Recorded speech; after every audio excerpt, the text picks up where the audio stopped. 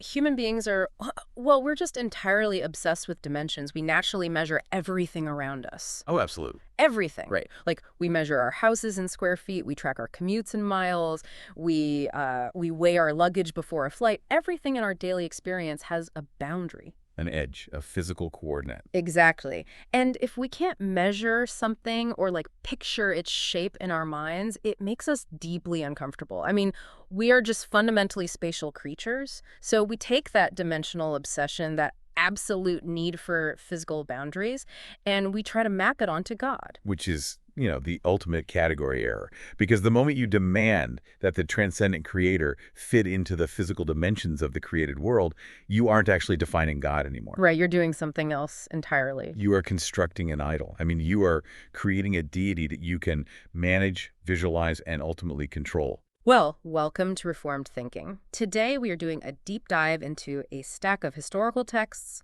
theological commentaries, and linguistic studies to explore one of the most foundational and honestly one of the most frequently misunderstood realities of the Christian faith.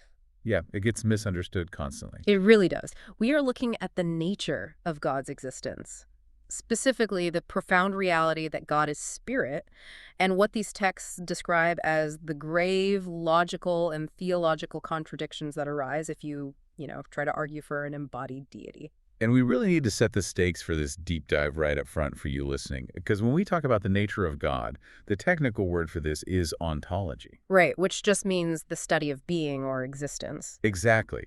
We aren't just engaging in abstract academic trivia here. We're talking about the bedrock of reality. Yeah, because if you get the basic nature of God wrong, the domino effect is just massive. It changes everything. It does. The texts we are examining today argue that whether you are looking backward at, say, the teachings of 19th century Mormonism or examining the underlying philosophy of our own modern worship practices today, misunderstanding God's incorporeal nature completely unravels the biblical narrative. Incorporeal just meaning his immaterial, non-physical reality. Right. Immaterial.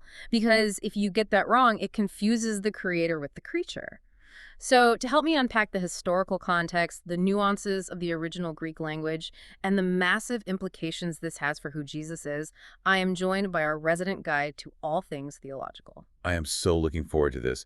The historical and exegetical case laid out in these materials strikes right at the heart of how human beings attempt to approach the divine. It really does. We're going to look closely at how the biblical texts actually define God's essence and examine the argument that placing physical limitations on God ultimately destroys both his transcendence and the uniqueness of what Jesus accomplished. Okay, so let's start with the context. Because before we can even begin to define exactly what God is, I think we have to look at the historical backdrop of why Jesus had to make the specific declaration that God is spirit in the first place. Yeah, that context is everything. Right. Because when you read the historical analysis provided in our research, it paints a picture of a culture that was just entirely trapped in physical, material categories.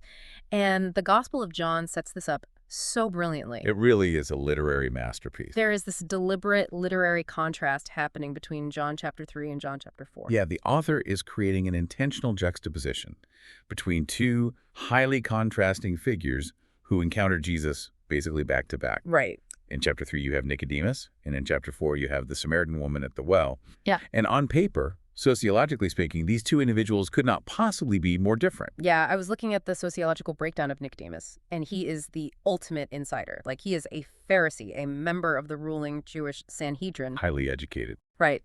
Highly educated, morally upright by all societal standards, wealthy. And he approaches Jesus under the cover of night, probably to protect his elite reputation. Precisely. I mean, Nicodemus represents the pinnacle of religious establishment and privilege. Right. Then, you turn the page to chapter 4, and the narrative introduces the Samaritan woman. She represents the exact opposite end of the spectrum. Like, completely opposite. Yes, she is an ethnic outsider. She is a woman in a deeply patriarchal society. She is a moral outcast, which the text highlights by showing her arriving at the well in the blazing light of noon. The hottest part of the day. Exactly, presumably to avoid the other women in the town because of her history of broken marriages and current adultery.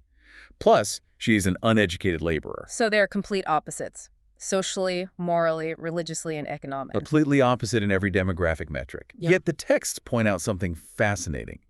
Despite their massive differences, Nicodemus and the Samaritan woman share the exact same spiritual blindness. Okay, unpack that. What kind of blindness? They both suffer from a profound physical literalism. They are entirely earthbound in their thinking. Walk me through what that actually looks like in the dialogues they have with Jesus, because that physical literalism is really the hurdle Jesus is trying to overcome in both of these chapters. Well, look at the dialogue in chapter 3. Jesus tells Nicodemus that unless one is born from above or born again, he cannot see the kingdom of God. Right. Jesus is clearly speaking of a spiritual regeneration. Yeah. But Nicodemus instantly filters that concept through this dense biological literalism. He is completely baffled. He takes it so literally. He does. He asks, how can a man be born when he is old? Can he enter a second time into his mother's womb? It's almost comical when you read it out loud. It's like, okay, let's unpack this with an analogy. It's like Jesus is trying to explain the concept of cloud computing to someone, and they just keep asking what kind of metal filing cabinet the cloud fits inside. That is a great way to put it. He literally cannot conceive of a reality outside of physical mechanics. And then the woman at the well does the exact same thing. She really does. Jesus tells her that if she knew who he was, he would give her living water. Again, he is speaking of spiritual life, the eternal satisfaction of the soul. Right. But her mind is just locked onto the physical coordinates of her reality. She looks at Jesus, assesses the physical situation, and basically says, sir, you don't even have a bucket, and this well is deep. Where are you going to get this physical water? So the cloud computing analogy totally works for her too. Jesus is offering a completely new paradigm of existence, and her framework is so restricted to material cause and effect that she cannot grasp the metaphor at all. Not at all. But with the Samaritan woman, this physical literalism isn't just about biology or agriculture like with Nicodemus. Yeah. The commentary notes it is deeply intertwined with centuries of historical and geographical conflict. Yes, the political and ethnic history is huge here. We really need to talk about the context of the well itself, because this wasn't just some casual disagreement over where to pray on a Sunday morning. No, this was a deeply entrenched religious turf war. To really understand her mindset and why her physical literalism was so dangerous, we have to trace the history all the way back to the Assyrian conquest of the northern kingdom of Israel. Wait, what year was that again? That was in 722 BC. Okay, let's pause there and explore that, because ancient geopolitics plays a huge role here. What exactly did the Assyrians do that created this massive schism? Well, the Assyrian Empire was infamous for a very specific type of psychological and cultural warfare.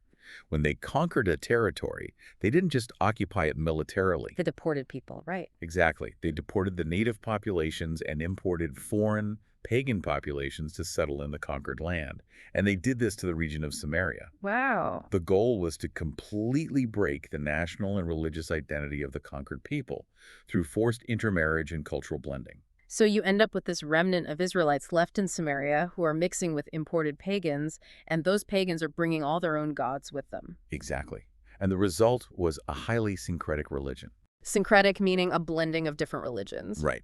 They maintained a sort of nominal devotion to Yahweh, the God of Israel, but mixed it heavily with idolatrous pagan practices.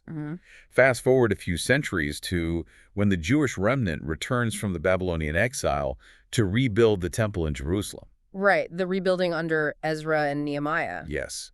Well, the Samaritans offer to help them build it. And the Jews reject them, right? Because they look at the Samaritans and say, you aren't true Israelites anymore. Your religion is a corrupted, syncretic mess. Exactly. That rejection creates a massive, centuries-long hostility. In response, the Samaritans established a rival religious system. Around the 4th century BC, they actually built their own temple on Mount Gerizim. So they set up a competing holy site. Yes, and they even created their own version of the scriptures, the Samaritan Pentateuch. It only included modified versions of the first 5 books of Moses and flat out rejected all the prophets and historical books of the Old Testament. So by the time Jesus sits down at this well in John 4, the core of this entire dispute between Jews and Samaritans has become hyper-focused on physical geography. Everything was about geography. It all boils down to which physical mountain is the correct place to offer physical sacrifices. Is it Mount Gerizim for the Samaritans, or is it Mount Zion in Jerusalem for the Jews? And that geographic dispute is exactly what the woman uses as a shield in this conversation. Right. When Jesus gently but firmly exposes her personal sin, bringing up her 5 past husbands and the man she is currently living with, she is caught. Yeah. She is totally exposed. So what does she do? She immediately tries to deflect the conversation away from her moral standing and into this localized geographic religious debate. It's classic deflection. She points to the landscape and says, "Our fathers worshipped on this mountain, but you Jews say that in Jerusalem is the place where people ought to worship." She is literally trying to hide behind sacred geography. It's a brilliant psychological defense mechanism. She's essentially saying, let's not talk about my adultery. Let's debate temple coordinates. Exactly. And this is the moment where Jesus makes the great pivot. He completely shatters her paradigm. He does. Jesus refuses to get bogged down in the turf war. Now, he does validate the historical privilege of Jewish revelation. He notes that salvation is from the Jews, acknowledging that God's covenant history was centered in Jerusalem. Right. He doesn't just say both sides were equally right historically. No, but he doesn't stop there either. He announces a massive, earth-shattering eschatological shift. He tells her that the hour is coming and is in fact already here, when physical mountains and earthly temples will no longer be the required coordinates to access the divine. The era of spatial, geography-bound worship is officially over. Yeah. And this brings us to the theological core of the entire narrative. Right. Segment 2. Because Jesus is abolishing the need for localized worship, he has to explain why God isn't tied to a specific physical location. He has to provide the foundational reason why Mount Gerizim and Mount Zion are becoming obsolete. Which brings us right to John 4.24. This is the phrase that our deep dive is really built around today. Jesus tells her, "God is spirit, and those who worship him must worship in spirit and truth." Yes. I want to zoom in on that first phrase. God is spirit. Here's where it gets really interesting, because it sounds so simple in English, but the linguistic materials we were reviewing suggest there is a massive amount of theological heavy lifting happening in the Greek syntax there. Oh, absolutely. The Greek syntax here is incredibly precise, and it completely closes the door on any concept of a physical, material deity. The phrase in the original Greek is pneuma ho theos. Okay, I have zero background in ancient Greek, so I am going to need you to unpack the mechanics of that sentence for me. What is happening grammatically that makes this so definitive? Right, so in Greek grammar, there is a syntactic principle known as Colwell's rule. Colwell's rule. Yes. I know that sounds like dry textbook material, but it deals with something called anarthrous predicate nominatives. Okay, you lost me at anarthrous. Let's translate that into everyday English for us. Fair enough. So anarthrous simply means without an article. Okay. In English, our articles are words like the or a. In this Greek sentence, the word spirit pneuma is placed before the subject, which is God ho theos. Got it. But importantly, the word pneuma does not have a definite or indefinite article in front of it. So Jesus isn't saying God is a spirit. Exactly. If the text said God is a spirit, it would imply classification. Like he's just one of many. Yes, it would mean God is one particular spirit among a larger class of many spirits, like angels or demons. That would reduce God to being just a member of a cosmic species. But the grammar explicitly forbids that translation. What if someone argued it's just an adjective, like Jesus is saying God is spiritual or spiritually minded? That is also ruled out by the construction. By structuring the sentence this way, placing the anarthrous predicate noun before the subject, Jesus is defining the qualitative essence and the fundamental mode of the divine existence itself. Wow. Okay. It is a profound statement of ontology. He is declaring that God, in his ultimate foundational being, is uncreated, immaterial, invisible spirit. I was reading through the lexical analysis in our notes, and it points out something fascinating about the vocabulary the Apostle John actually had at his disposal when he wrote this down. Greek is a famously precise language. Very precise. If John, writing under the inspiration of the Holy Spirit, had wanted to communicate that God possessed any kind of physical structure, he had a whole menu of highly specific words he could have used instead. He absolutely did. If he wanted to say God had a physical form, he could have used the word soma, which strictly means body. Right. If he wanted to emphasize a biological nature, he could have used sarx, which means flesh. If he wanted to describe a skeletal structure, he could have used osteon, meaning bone. And what about just a shape? He could have used morph, which refers to an external physical shape or form. But he actively avoided all of those physical terms. He specifically chose pneuma, which denotes wind, breath, or immaterial spirit. The texts argue that this completely rules out any concept of divine materiality. Totally rules it out. God does not consist of organs, tissues, cellular structures, or physical mass. He is devoid of physical extension. And this is the vital connection back to the Samaritan woman's question about geography. Because God is pure spirit, He is infinite. He is uncircumscribed by physical space. Uncircumscribed meaning he doesn't have borders or boundaries. Correct. If God had a physical body, if he was composed of soma or sarx, he would inherently be localized. Right, because a physical body takes up space. Exactly. It has dimensions. Therefore, a physical body can only exist in one specific geographic coordinate at one specific time. If God had a body, he would have to travel. Which means you would have to go to Mount Gerizim or Jerusalem to find him, because he would be physically sitting there, surrounded by physical borders. Which means a God with a physical body is, by definition, a limited God. Limited by time, limited by space, and limited by matter. But the true God of Scripture, as Solomon declared when he was dedicating the temple, cannot be contained by the highest heavens, let alone some earthly building. His incorporeal nature is the very reason why worship is no longer bound to a map. Exactly. Okay, so that establishes the essence of God from John 4. But the theological arguments we're looking at don't just rely on that one single verse. They build this fascinating logical argument by cross-referencing this with how Jesus himself defines what a spirit actually is. What's fascinating here is how the logic perfectly snaps together. There is this syllogism presented using Luke 24.39 that I found incredibly compelling. Let's pause and look at the mechanics of this logic trap. This is one of the most vital cross-references in this entire discussion because it prevents anyone from trying to just redefine what the word spirit means to fit their own theology. Yeah. In Luke 24, we have the account of the resurrected Jesus appearing to the disciples in the upper room. Suddenly, Jesus is just standing among them. And the text says they are terrified because they think they're seeing a spirit or like a ghost. Right. They think they are seeing an immaterial apparition. But Jesus wants to comfort them, and more importantly, he wants to prove to them that he has a real, physical, resurrected human body. He hasn't just returned as a phantom. Exactly. So he invites them to examine him. He tells them to look at his hands and feet, to touch him. And then he makes this definitive universal statement. He says, "See my hands and my feet, that it is I myself. Touch me and see.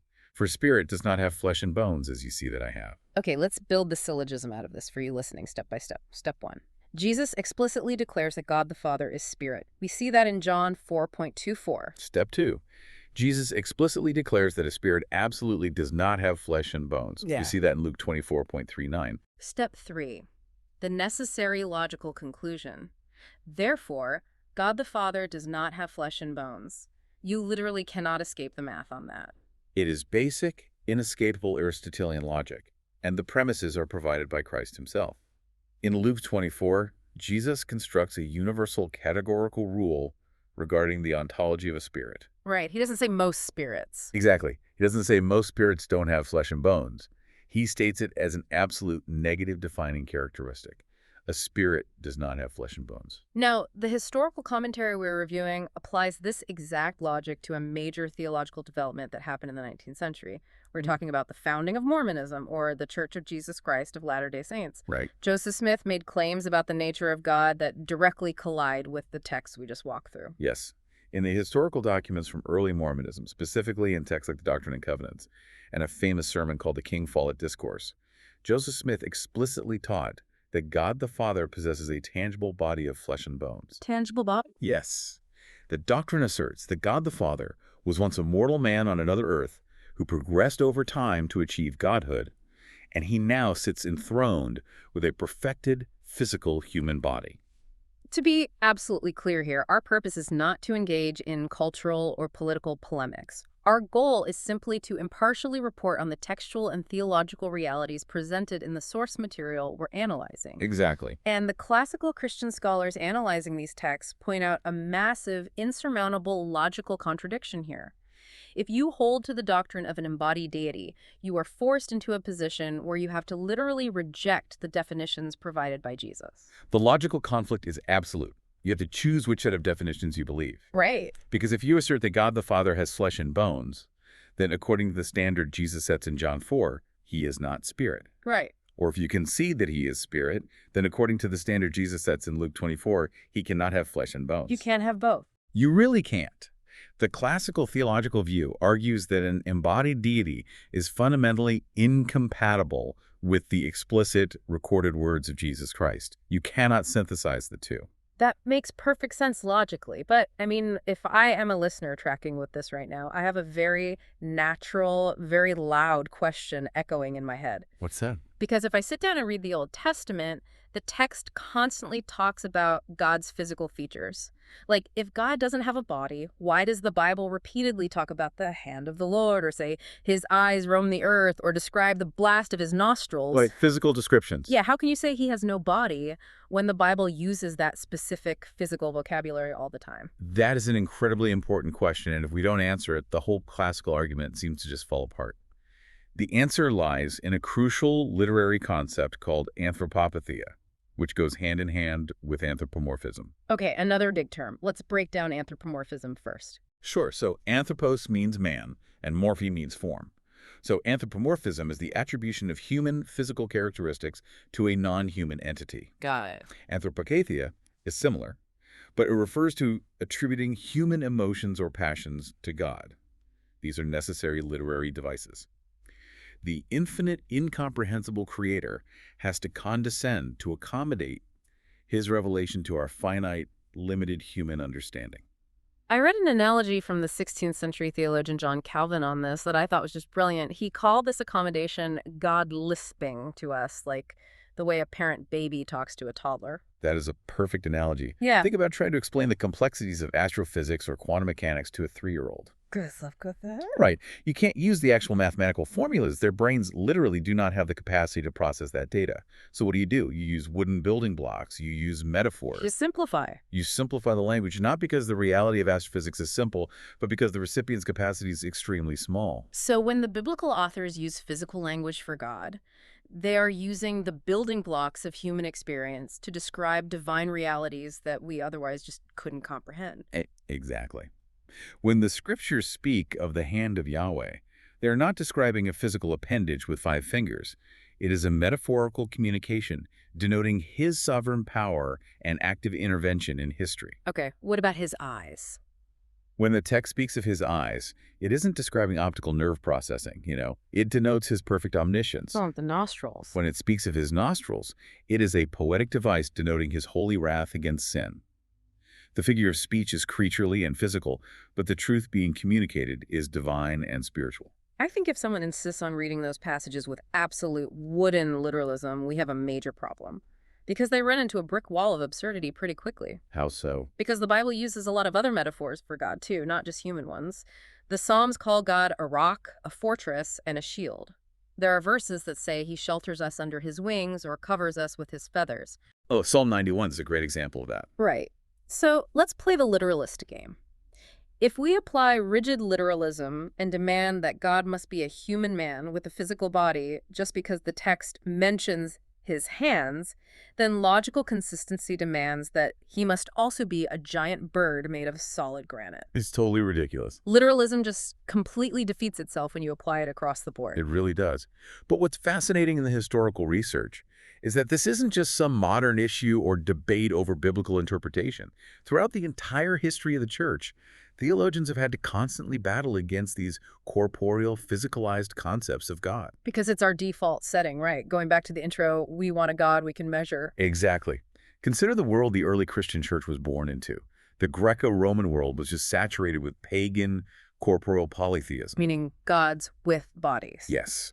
The gods of Mount Olympus had physical bodies. They engaged in physical passions. They ate, they drank, they engaged in sexual immorality, they bled, they got angry, and they were localized in specific physical temples. They were basically just hyper-powered humans, like frat boys with superpowers. That is essentially what pagan deities are: amplified, immortalized versions of humanity. And the danger was that this physicalist mindset kept trying to infiltrate the early church. It seeped in. Yeah. There was actually a fringe sect in the 4th century known as the Audians, sometimes called the anthropomorphites. Wait, what did they believe? They read the Old Testament descriptions of God with that exact wooden literalism you just mentioned. They read Genesis saying man was made in the image of God, and they concluded that God must possess a physical human shape. How did the early church handle that? The Orthodox Church Fathers had to shut it down vigorously. Giants of the early church, like Augustine and Athanasius, wrote extensively against this error to refute them. I read that Augustine's personal journey with this was pretty interesting. It is deeply insightful. In his Confessions, he writes very candidly about his own intellectual struggles with the nature of God. Before his conversion to Christianity, he was involved in Manichaeism, which was a deeply physical, dualistic philosophy. So he brought all that physicalist baggage with him into his early inquiries about Christianity. Yes, exactly. He noted that his conversion was significantly hindered for years because he literally could not conceive of a substance that wasn't physical. Wow. He tried to imagine God, and his brain just kept creating physical shapes. It wasn't until he liberated his mind from that physicalism and realized that God is an incorporeal, infinite substance that the intellectual roadblocks finally fell away. Why is a physical God such a philosophical problem for someone like Augustine, though? Because of the implications of matter itself. Ah, The classical philosophical argument is this. If God is physical, he is composed of parts. nice track with me here. If he has parts, arms, legs, organs, Yeah. then those parts had to be assembled by something, and whatever assembled those parts is greater than the sum of the parts. Oh, wow. Furthermore, anything physical is subject to division, spatial limitations, and eventually decay. A physical God is a composite being, which means he is not the ultimate uncaused first cause of the universe. He is just another part of the furniture of the universe. That is a staggering philosophical point. A God made of parts cannot be the ultimate creator. And it's not like Augustine or the early church invented this defense of God's immateriality out of thin air either.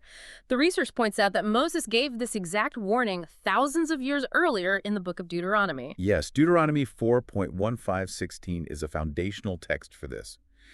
Moses is addressing the Israelites, preparing them to enter the promised land, which is filled with idolatrous nations. Right. He explicitly reminds them of the day God established the covenant with them. He says, "Therefore watch yourselves very carefully, since you saw no form on the day that the Lord spoke to you at Horeb out of the midst of the fire.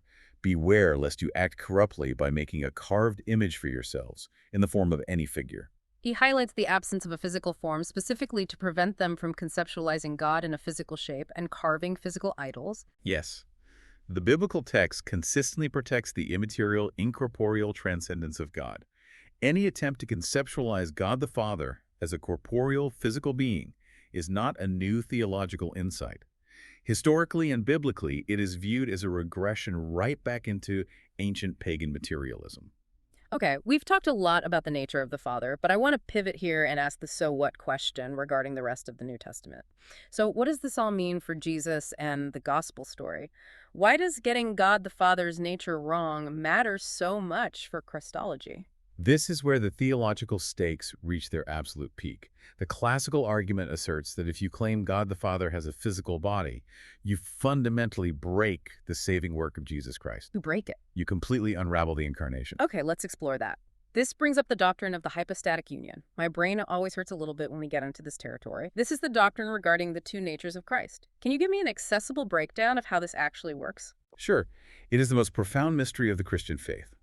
The hypostatic union teaches that the eternal Son of God, the second person of the Trinity, took upon himself a complete human nature. Meaning a real physical body and a rational human soul. Exactly. Right. But he didn't stop being divine in the process of becoming human. Precisely. He remains one single person, but he now exists in two distinct natures. The divine nature, which he shares eternally with the Father and the Holy Spirit, remains uncreated, invisible, and incorporeal spirit. It does not change. Right. But the human nature, which he assumed in time at the incarnation, possesses physical flesh, blood, and bones. The Gospel of John captures this in chapter 1, verse 14. The Word became flesh and dwelt among us. The research notes put a really heavy emphasis on the verb became in that sentence. The Greek verb there is agenito. It is crucial because it marks a new assumption. It indicates a transition. Like a change in state. Well, the eternal incorporeal Son added something to himself that he did not previously possess in his divine nature, which is human flesh. The incarnation was a miraculous, unprecedented event where the infinite spirit united with finite matter. Now I see where the logical collision happens. Think about the theological disaster that occurs if the Father already possessed a physical body. Right. Follow that logic. If having flesh and bones is just a normal eternal state of deity, or if it is a state that God's achieved through progression, then the incarnation loses all of its majesty, its uniqueness, and its condescension. What did the Son actually do that was so miraculous or special if having a body is just what gods do?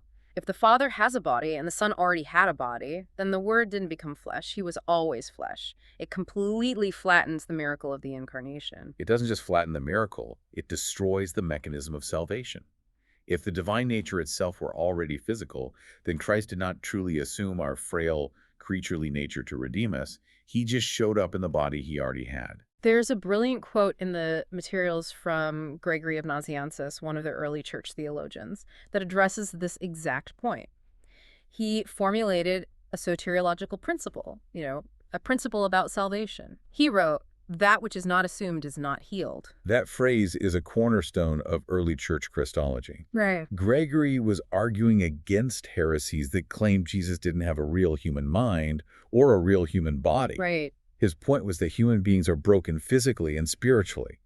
Therefore, for Christ to heal and redeem us, he had to fully assume every single aspect of our humanity. He had to step into our exact shoes. Exactly. Christ assumed true human flesh, specifically so he could shed physical blood as a substitute for our physical sins. The uncreated immaterial Son voluntarily entered his physical creation. Yeah. He subjected himself to the law. He suffered an impassible, breakable human body. He physically died on a cross, and he rose bodily from the grave.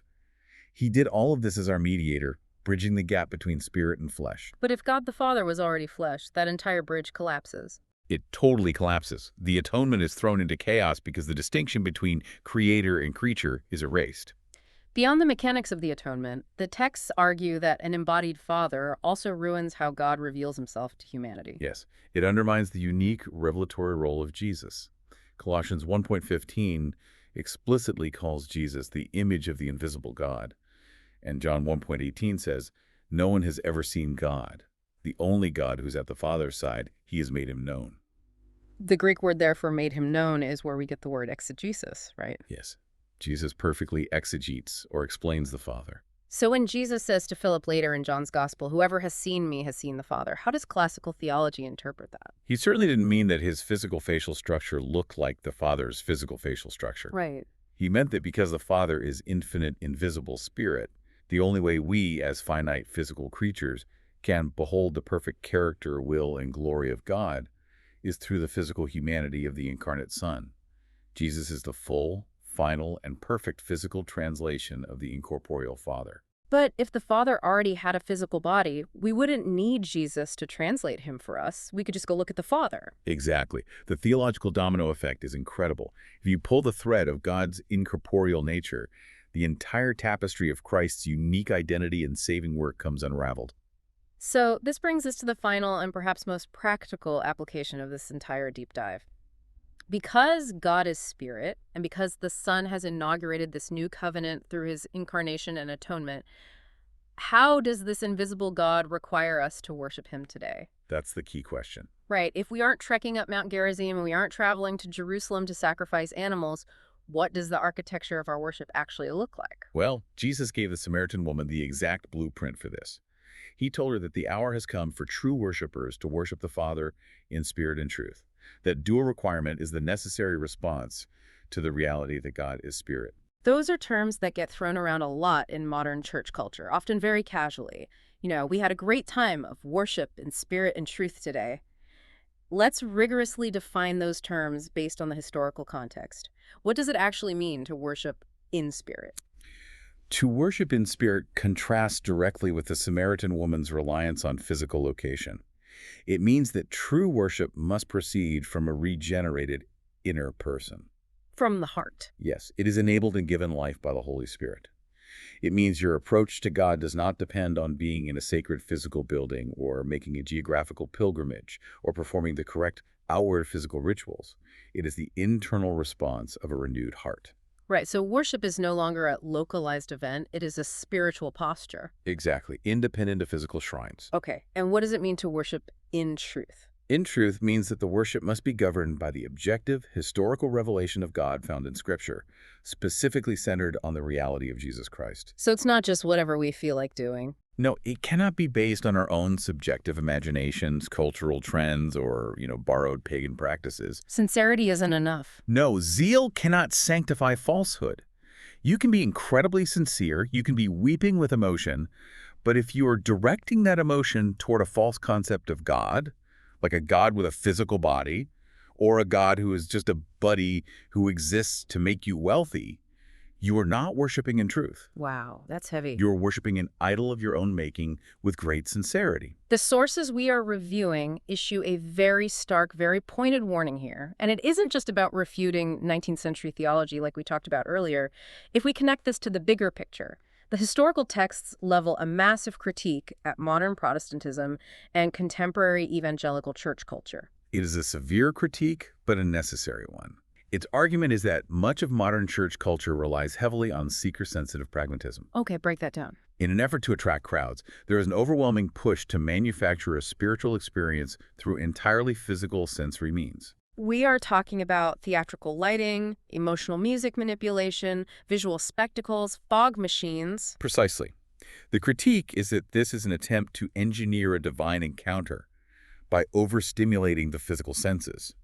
The classical theologians view this as a highly sophisticated form of physicalism. It's the exact same trap as the Samaritan woman, just dressed up in modern concert technology. Yeah. We are trying to bind the Spirit of God to our physical sensory hype. We act as if God only shows up when the bass drops and the lights dim.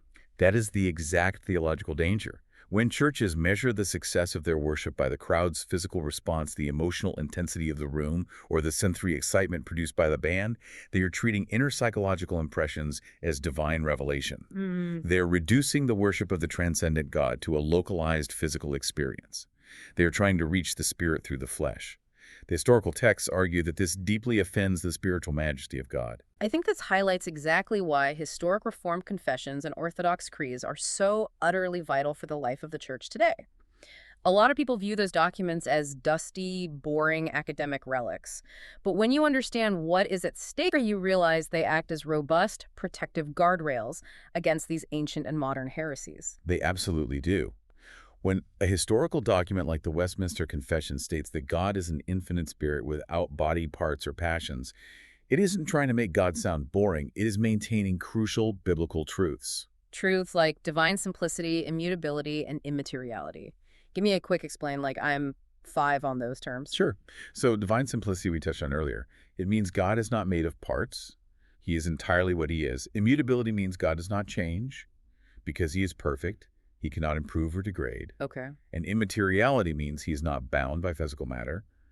Without those confessional standards explicitly stating these truths, churches easily drift into doctrinal confusion. They become prey to pragmatic marketing or cultic theology. So if we strip away the theatrical manipulation and the fog machines, what does true worship actually look like? According to the classical framework, it relies on what theologians call the ordinary means of grace.